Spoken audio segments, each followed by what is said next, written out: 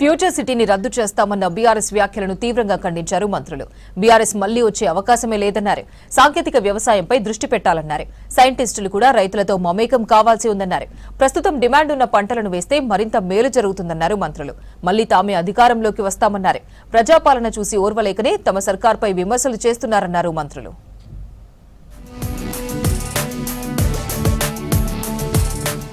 రాష్ట్రంలో కాంగ్రెస్ ప్రభుత్వం ఏర్పడిన నాటి నుంచే బీఆర్ఎస్ విమర్శలు చేస్తుందని ఫైర్ అయ్యారు మంత్రి శ్రీధర్ బాబు. బీఆర్ఎస్ అజెండా రాష్ట్ర అభివృద్ధిని అడ్డుకోవడమే అన్నారు. భారత్ ఫ్యూచర్ సిటీని రద్దు చేస్తామనడం కరెక్ట్ కాదని మండిపడ్డారు. ఎన్నికల ఓటమి నుంచి హరీష్ రావు బయటకు రావడం లేదని విమర్శించారు శ్రీధర్ బాబు.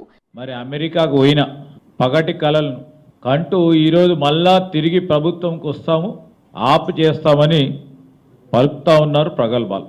ఈరోజు మేము అడుగుతా ఉన్నాం హరీష్ రావు గారిని, ఈ రాష్ట్రాన్ని అభివృద్ధి చెందాలా వద్దా, ముందుకు పోవాలని ఉందా లేదా, మీకుందా లేదా, మీ పార్టీకి ఉందా లేదా అని అడుగుతా ఉన్నాం. ఈరోజు నేను అడుగుతా ఉన్నాం, ఇట్లాంటి చీప్ పాలిటిక్స్ చేయొద్దు. బీఆర్ఎస్ ఎమ్మెల్యే హరీష్ రావు వ్యాఖ్యలకు కౌంటర్ ఇచ్చారు మంత్రి పొంగులేటి శ్రీనివాసరెడ్డి. ఫ్యూచర్ లేని పార్టీ ఫ్యూచర్ సిటీని ఎలా ఆపుతుందని ప్రశ్నించారు. ఫ్యూచర్ సిటీ భూములను తాకట్టు పెట్టేందుకు అమెరికాలో ఎవరితోనైనా ఒప్పందం చేసుకుంటున్నారా అని ప్రశ్నించారు. 10 ఏళ్లలో హైదరాబాద్ కు బీఆర్ఎస్ చేసిందేంటని మండిపడ్డారు. కనీసం ఒక్క మెట్రో స్టేషన్ కూడా కట్టలేని మీకు కాంగ్రెస్ ప్రభుత్వం ఏకంగా నగరాన్నే నిర్మిస్తుంటే అసూయ కలుగుతుందా అని నిలదీశారు. మాజీ సీఎం కేసీఆర్ ఫ్యామిలీ ఎక్కడికక్కడ ఫామ్ హౌస్లు కట్టుకుంటే తాము మాత్రం ప్రజల కోసం ఫ్యూచర్ సిటీని నిర్మిస్తున్నామని ఎక్స్లో పోస్ట్ చేశారు పొంగులేటి.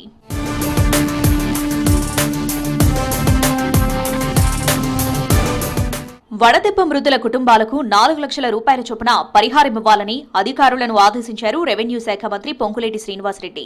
రాష్ట్రంలో రోజురోజుకు పెరుగుతున్న ఉష్ణోగ్రతలు, తీవ్ర వడగాల్పులపై హైదరాబాద్ సెక్రటేరియట్లో ఉన్నతాధికారులతో అత్యవసర సమీక్ష నిర్వహించారు. రాష్ట్ర వ్యాప్తంగా హీట్ వేవ్ పరిస్థితులపై జిల్లాల వారీగా నివేదికలను పరిశీలించారు. 7 జిల్లాల్లో 16 మంది వడదెబ్బతో చనిపోయారని అధికారులు చెప్పారు. ఎండలతో ప్రజలు ఇబ్బంది పడకుండా చూడాలని అధికారులను ఆదేశించారు శ్రీనివాసరెడ్డి. వచ్చే 3 రోజులు వడగాలుల ప్రభావం పెరగనుందని ఐఎండీ హెచ్చరించినందున కలెక్టర్లు మరింత అప్రమత్తంగా ఉండాలని సూచించారు మంత్రి.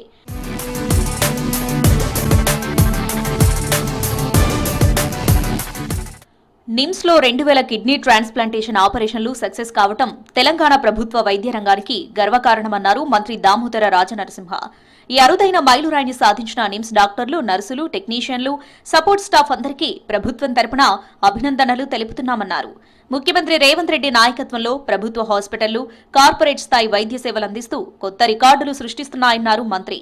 ఒకప్పుడు కిడ్నీ ట్రాన్స్ప్లాంట్ అంటే భారీ ఖర్చుతో కొద్ది మందికి అందుబాటులో ఉండేదన్నారు. కానీ ప్రస్తుతం పేదలకు కూడా రాజీవ్ ఆరోగ్యశ్రీ ద్వారా ఉచితంగా అవయవ మార్పిడి ఆపరేషన్లు చేయిస్తున్నామన్నారు మంత్రి. నిమ్స్లో విజయవంతంగా 2000 కిడ్నీ ట్రాన్స్ప్లాంటేషన్ సర్జరీలు చేసిన సందర్భంగా నిమ్స్ డాక్టర్లు, సిబ్బందిని ఆరోగ్య శాఖ మంత్రి దామోదర రాజనరసింహ సత్కరించారు. కేక్ కట్ చేసి శుభాకాంక్షలు తెలిపారు. Transplantation, whether it is a kidney, whether it is a liver transplantation, or cadaver or live, and the lifelong medication, the cost of that medication, it has become the responsibility of the government.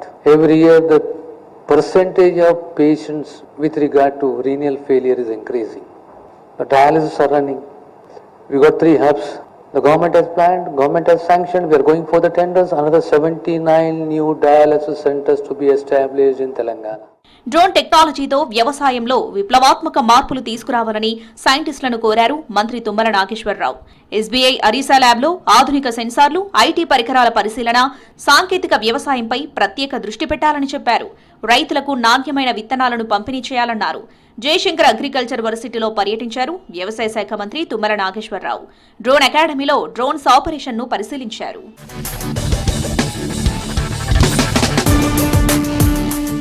ఇటీవల 10th లో టాపర్లుగా నిలిచిన విద్యార్థులకు మంత్రి కోమటిరెడ్డి వెంకటరెడ్డి అదిరిపోయే surprise ఇచ్చారు. నల్లగొండ జిల్లా తిప్పర్తి మండలం 10th టాపర్లను విమాన ప్రయాణం చేయించారు.